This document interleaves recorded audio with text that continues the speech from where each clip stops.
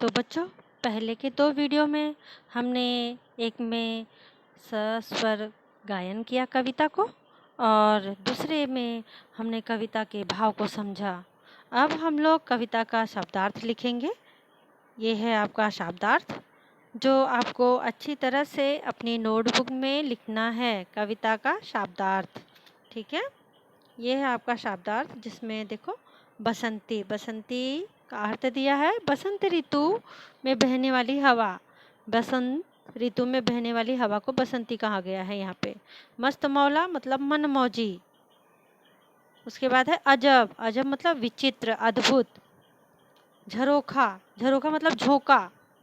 अलसी, सरसों, अलसी सरसों का मतलब होता है बच्चों तिलहन का एक प्रकार है ये अलसी और सरसों, जिसे जिससे तेल निकलता है। जो हम लोग तेल यूज़ करते हैं ना खाना बनाने में, वो उसका वही है तिलहन, ठीक है। और उसके बाद है अनोखी, अनोखी मतलब निराली। महुआ, महुआ बच्चों मालूम है महुआ? महुआ एक बहुत बड़ा पेड़ होता है जो समझ लो आम जितना बड़ा पेड़ होता है और इसमें फल फूल दोनों लगते हैं और फल फूल दोनों का प्रयोग भी किया जाता है। इसके बाद है प्रहर, पहर, पहर का अर्थ होता है प्रहर मतलब समय का एक भाग। कलसी, कलसी मतलब पानी रखने का बर्तन, जैसे हम लोग हंडा गगरी भी करते हैं। बावली, बावली मतलब सीधी सी, ठीक है। ये हो गया शब्दार्थ आपका और इसे अच्छे से नोटबुक में लिख लेना, ठीक है। ठीक है बच्चों, अब हम लोग आ जाएंगे इसके बाद वाली जो है संजाल। संजाल मालूम है आपको क्या करना है? संजाल, संजाल ये देखो, ये है संजाल।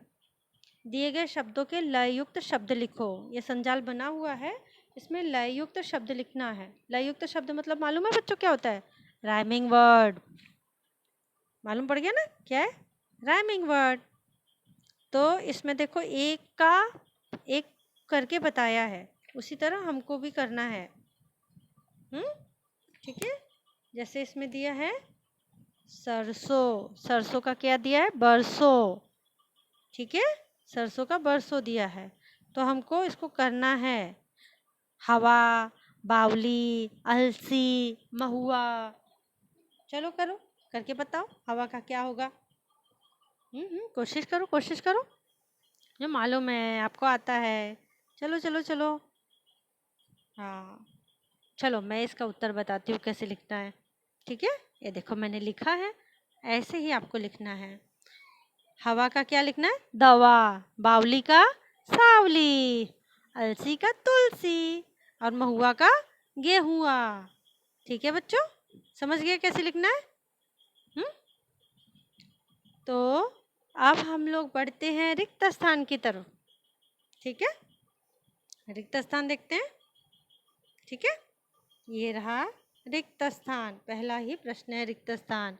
कोष्टक में से उचित शब्द चुनकर रिक्त स्थान की पूर्ति करो, ठीक है। कोष्टक में से उचित शब्द चुनकर रिक्त स्थान की पूर्ति करो। तो ये नीचे कोष्टक दिया गया है, कोष्टक में देखो कुछ शब्द दिए हैं, कलसी, फिक्कर, गेहूं, धम। इसको ना हम लोग को ये जो रिक्त स्थान है ना, ब्लैंक है, वहाँ पे भरना है। तो जैसे पहला है नहीं कुछ डैश है, नहीं कुछ, नहीं कुछ फिकर है। फिर दूसरा है गिरी डैश से फिर चढ़ी आम ऊपर। गिरी कैसे, कैसे गिरी? धम्म से चढ़ी आम ऊपर। फिर तीसरा है वहाँ डैश में लहर खूब मारी। वहाँ किस में लहर मारी? किसके खेत में? गेहूं के। वहाँ गेहूं में लहर खूब मारी। चौथा है हिलाया झुलाया गिरी पर न कलसी। ठीक है, समझ गया कैसे लिखना है? समझ गया ना बच्चों? अब इसका उत्तर देखते हैं हम लोग कैसे लिखोगे आप। ओके, ये देखो ये उत्तर है, इस तरह से आपको भरना है। इसमें आपको अच्छी तरह से देख लो कैसे लिखना है इसका उत्तर, ठीक है बच्चों। अब हम लोग आ जाते हैं एक वाक्य के उत्तर की तरफ। एक वाक्य का उत्तर, ठीक है। दूसरा प्रश्न, निम्नलिखित प्रश्नों के उत्तर एक एक वाक्य में लिखो। पहला प्रश्न है, खेत में पहुंचकर हवा ने क्या किया? क्या किया बताओ बताओ। खेत में पहुंचकर हवा ने गेहूं में खूब लहर मारी। फिर दूसरा है, हवा खेत में कब तक रही? हवा खेत में अनेक पहर तक रही। और तीसरा प्रश्न का उत्तर है, हवा ने सरसों को क्यों नहीं हिलाया? बताओ बताओ, हवा ने सरसों को क्यों नहीं हिलाया? अरे हवा ने क्यों नहीं हिलाया? क्योंकि हवा अलसी से हार गई थी, इसलिए उसने सरसों को नहीं हिलाया। ठीक है बच्चों। अब प्रश्न नंबर तीसरा है, कोष्टक में से उचित समानार्थी शब्द चुनकर लिखो।